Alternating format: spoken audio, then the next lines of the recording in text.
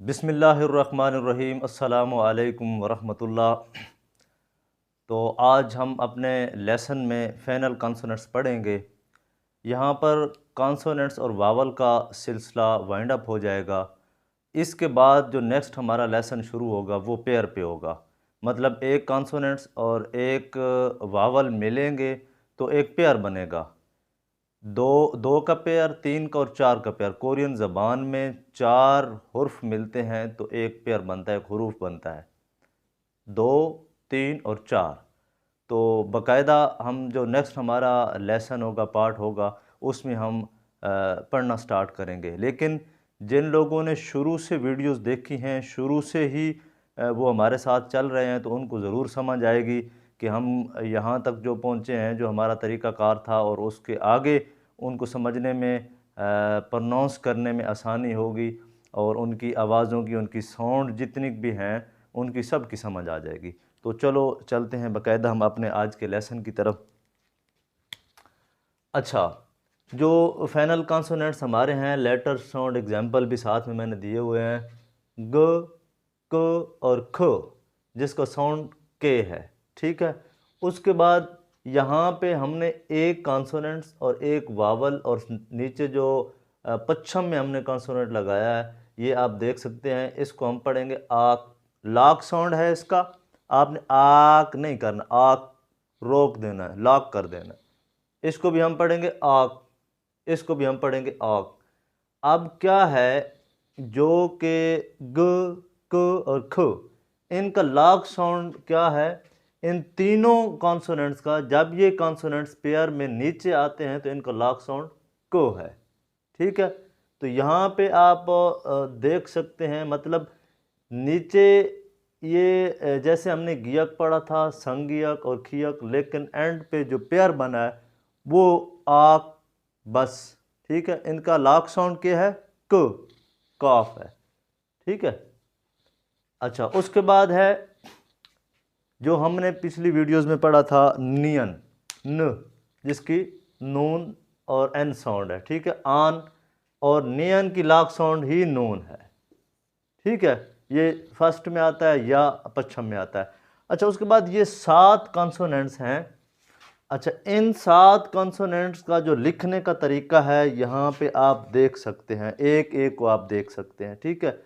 अब ये जैसे ही ये सातों के साथ पश्चिम में आते हैं, तो इनका जो साउंड है, लॉक साउंड इनका ते, तो इनका लॉक साउंड त, ता, ते लॉक साउंड है इनका।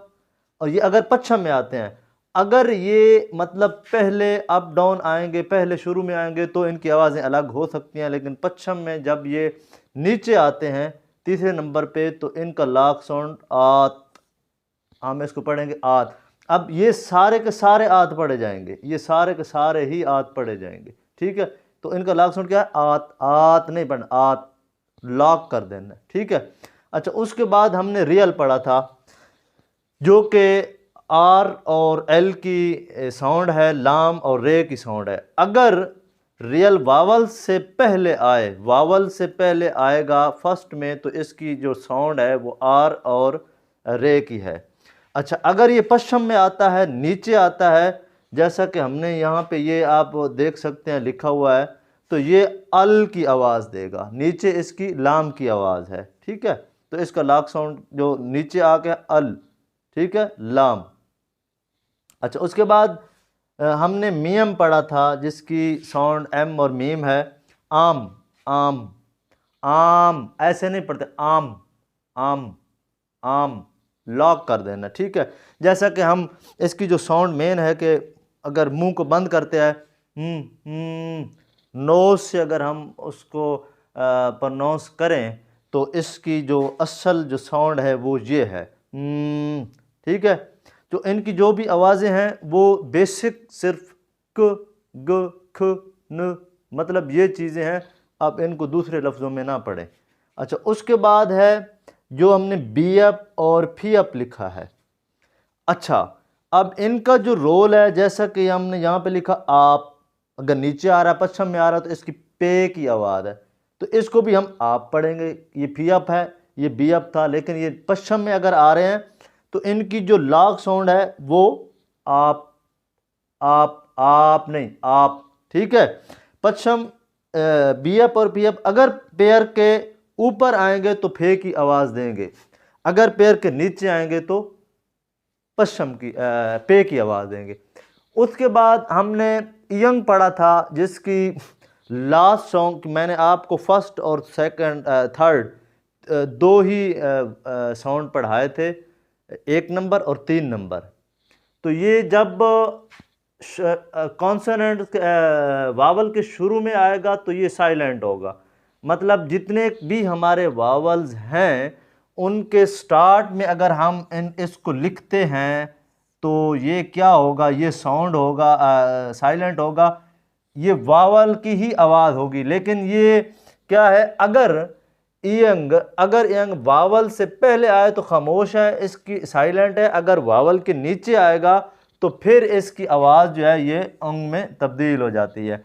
जैसा कि मैंने ये लिखा तो ये अब इसकी आवाज़ जो है खंग खंग पड़ा, इसकी आवाज़ यंग जो है ना एनजी ये लाजमन आएगी।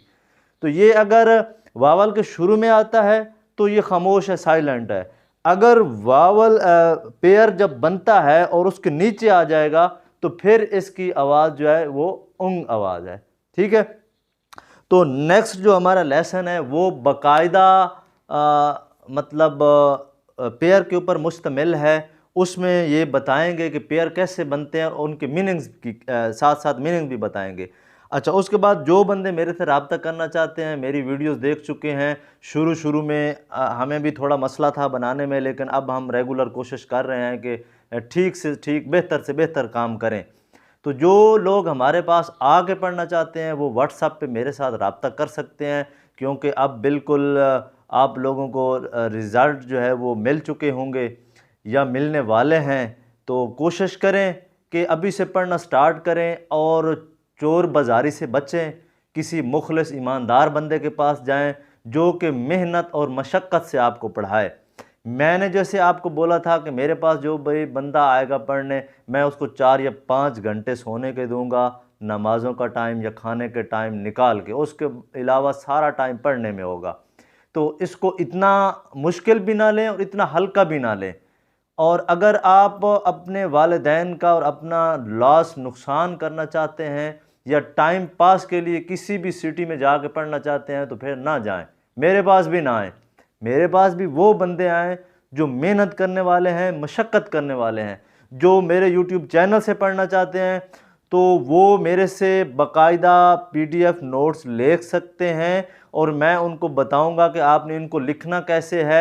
मैं यहाँ वीडियोस में भी बता रहा हूँ, लेकिन वीडियोस का थोड़ा शार्ट इसलिए होता है कि टाइम का जो दौरानिया है वो ना बढ़ जाए, लोग जो है ना वो फिर डिस्टर्ब होने लग जाते हैं। तो जैसे आप मेरे से रब्ता करेंगे तो मैं आपको PDF भी नोट्स भी दे दूँगा और बताऊँगा। कम से कम मतलब एक एक हुर्फ को आपने एक एक पेज लाजमी लिखना है, साथ में बोलना भी है, उसकी आवाज़ भी आपने प्रनाउंस करनी है, तो आपको उनके मीनिंग्स भी याद रहेंगे। ये ऊपर आएंगे तो इनकी क्या आवाज़ है, नीचे आएंगे तो क्या आवाज़ है, ये सारी चीज़ें आपको तब याद होंगी जब आप वर्क और काम करेंगे। अगर आप काम अच्छे से नहीं करेंगे मेरे भाई तो फिर इतना आसान नहीं है इसको सीखना, इसको समझना। तो अगर मेरी वीडियो आपको पसंद आए तो लाइक शेयर ज़रूर करें, कमेंट ज़रूर करें। अस्सलामु अलैकुम वरहमतुल्लाह।